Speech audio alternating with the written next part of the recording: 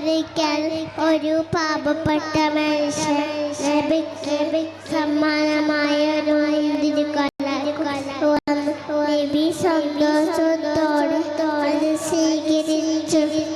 എന്നിട്ട് മുറിയിലുണ്ടായിരുന്ന ആളുകൾ നൽകാതെ നബി തങ്ങളും മുഴുവനും ഒറ്റക്ക് കഴിച്ചു.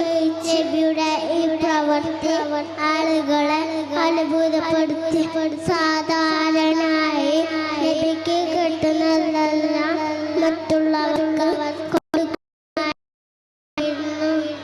അത്ഭുതപ്പെട്ട നബിയോട് കാരണം ചോദിച്ചു. അപ്പോൾ നബി പുഞ്ചിരിയോടെ ആ മുന്തിരിങ്ങ ഉള്ളതായിരുന്നു. ആ മുന്തിരിങ്ങുള്ളതായിരുന്നു. അത് കഴിച്ച അതൃപ്തി കാണിച്ച ആ പാപപ്പെട്ട മനുഷ്യൻ വേദനിപ്പിക്കും. ആ വേദന മണ്ടി ആ മുന്തിരിങ്ങ ഒറ്റക്ക് കഴിച്ചു. അസ്സലാമു അലൈക്കും.